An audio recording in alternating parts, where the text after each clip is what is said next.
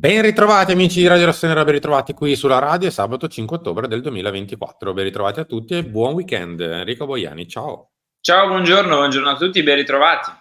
Ciao a tutti, ci ritroviamo per fare un po' il punto della situazione rispetto a quello che era uscito ieri, ovvero la questione possibili cessioni di quote del Milan, eccetera, eccetera, smentite, smentitine, smentitacce, oppure ci ritroviamo qui per parlare della formazione di questa sera, che insomma va, di domani sera anzi, che va abbastanza delineandosi, visto che insomma uno dei ballottaggi poteva essere Calabria-Emerson, ma insomma Calabria è andato incontro a un altro piccolo infortunio e quindi non c'è nemmeno quel ballottaggio, sembra anche esserci non l'altro di ballottaggio, ma ne parliamo tra poco. In tutto questo fortunatamente c'è anche un po' di Milan all'orizzonte, ma ne parliamo tra poco. Henry, Sì, Milan resti mio. eh, Il rilancio di Cardinale, stadio e voglia di trofei, vi spieghiamo, ma voglia di trofei. Vi spieghiamo perché Red Bull non vuole mollare. Cardinale si tiene il Milan, Red Bull non molla, adesso rilancia un nuovo stadio e voglia di trofei. Questa è esattamente la dimostrazione che il pezzo di ieri non era finto. È proprio plastica dimostrazione che quello che è stato scritto ieri non era un pourparlers, altrimenti questo pezzo in pagina 2 di Gazzetta dello Sport non ci sarebbe mai stato. fa un po' specie, cioè poteva uscire tranquillamente 1 settimana fa, no, un pezzo del genere se non fosse legato a qualcos'altro, invece esce proprio oggi che dopo quello che è accaduto ieri, Mm. quindi fa un pochino specie, fa un pochino specie perché Non è che fa come specie, diciamo vedere. sempre la smentita o comunque la risposta se arriva in un certo modo, non dico che conferma la notizia precedente, però in questo caso quasi. Quindi,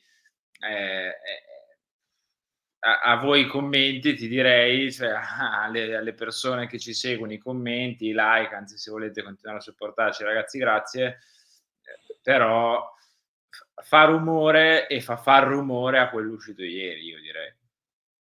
Peraltro, scusate, giusto per essere, ma c'è un errore grande come una casa. Nessuno ha mai detto che Cardinale vende il Milan, eh? Al Mh. massimo cerca dei soci di minoranza per una piccola parte della parte investita come capitale nel Milan. Quindi non c'è nemmeno. Vabbè, insomma, vedo che agli appelli si risponde a questo punto, non so cosa dire. Che altro dire? Sì, poi cioè do un piccolo Passiamo oltre. suggerimento, un piccolo tip per il futuro: Mm, bisognerebbe leggere tutto l'articolo quando viene data una notizia e non solamente il titolo. mm. Così ve lo dico per info e per cioè, perché di base quando esce un articolo si legge nella sua interezza, non si legge solo il titolo, perché molti ho visto che hanno letto solo il titolo e hanno provato ad aggrapparsi al titolo.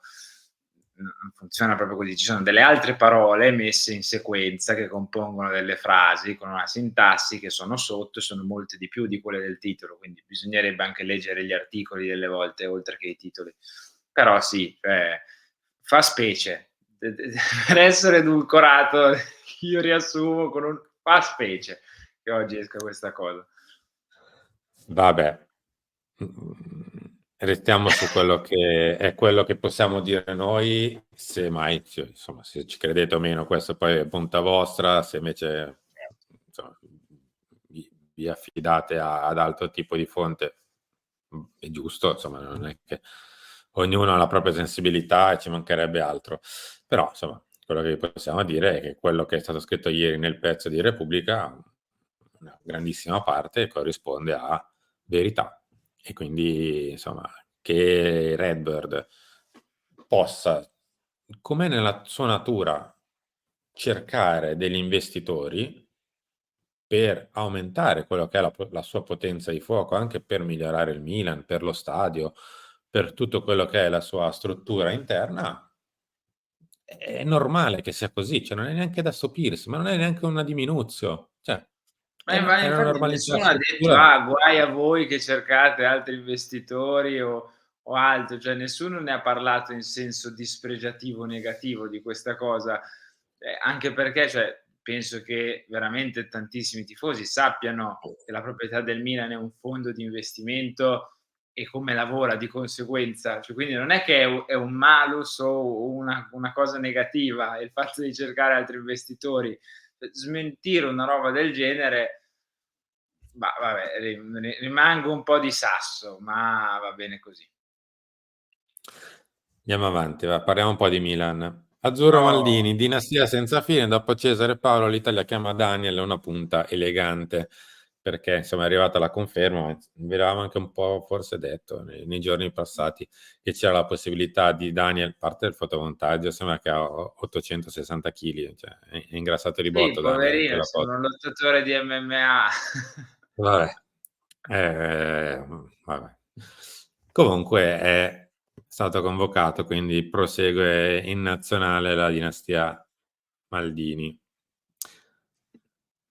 Va bene, andiamo avanti. Guardiamo la nostra formazione MC di domani sera. Come detto, non ci sono grandissime novità. Insomma, Calabria ha avuto un piccolo infortunio al polpaccio, quindi è out. Pavlovic dovrebbe sedersi ancora in panchina, visto che dovrebbe essere ancora preferito Tomori, per continuare a giocare con la linea Emerson Royal, Gabbia, Tomori, Teo. L'unica alternativa quindi sarebbe potuta essere Calabria, che con ogni probabilità avrebbe giocato, quindi era l'unico degli 11, ma insomma, questi sono Henry con Morata che si è allenato in gruppo e quindi senza problemi va tra i titolari.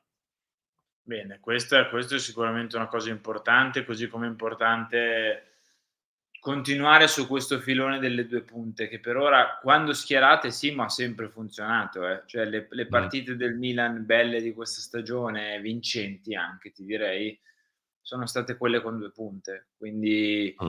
bene così, è ovvio che devi arrivare adesso dopo questa partita ci sarà la sosta, però dopo c'è veramente una fetta bella importante di partite ogni 3, 4 giorni, in cui mettere sempre la stessa identica formazione rischia di pesare, no, per la squadra.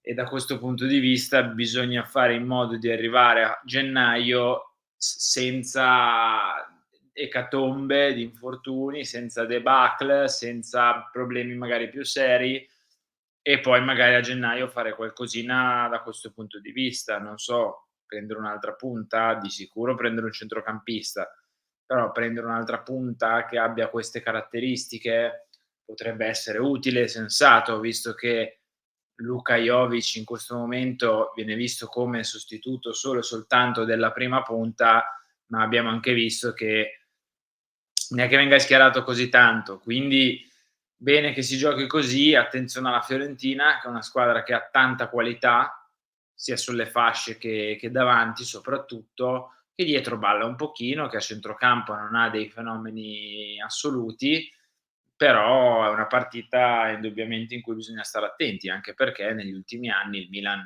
non è che abbia fatto filotto a Firenze, anzi ha fatto 10 gol negli ultimi 5 anni, ha preso 10 gol negli ultimi 5 anni, 2 vittorie, 2 sconfitte, 1 pari, quindi è una trasferta sempre ostica e bisogna fare in modo che diventi una trasferta agevole, anche perché chi ha la bicicletta pedala, direttore. Anche ieri il Napoli, nonostante il gol subito che poteva magari metterli un po' in crisi, nel secondo tempo ha detto: "Okay, questa partita sta 1-1, ma tanto vinciamo noi". Quindi le big corrono in È Italia. stato un po' troppo grande rispetto al Como, ecco. Il pur bel Eh, Como, perché il primo tempo ha giocato una buonissima partita, in generale comunque ha giocato una buonissima partita, però ha fatto valere quello che a volte succede in Serie A, cioè la big ha dei valori diversi rispetto a una squadra di medio-bassa classifica che insomma può giocare anche bene, a volte la sfanga, però quando la big si sveglia i valori sono diversi, cioè, altrimenti non è che i giocatori si pagano 20, 30, 40, 50, 60 così gratis, ci sta. Poi il Como rimane comunque una bellissima squadra, la stiamo vedendo, quindi sì, sì, bisognerà sì, stare ma attenti anche a ieri ha quando fatto una giochiamo, bellissima eccetera. figura. Anche ieri ha fatto una bellissima figura perché poi giocare contro Conte, sì, magari è più leggibile di altri il gioco di Conte, però poi ci devi giocare Mh. contro Conte, quindi non è semplice. E Fabregas sta dimostrando di essere veramente un grande allenatore, veramente un grande allenatore, ha delle idee interessanti, ha giovani interessanti, ha giocatori d'esperienza, quindi in Serie A le big stanno correndo, c'è poco da fare. Non stanno facendo lo sprint di Usain Bolt, ma stanno correndo, quindi rispetto magari a qualche inciampo iniziale. Quindi bisogna anche noi correre e domenica sera, quando tutti avranno giocato, mettere da parte i 3 punti per andare alla sosta, anche per lavorare nella sosta con un'altra testa. Henry, noi ci ritroviamo come detto domani sera per il post partita di Fiorentina-Milan, per la diretta, altrimenti ci vediamo nelle clip da qui a domenica sera. Buon weekend.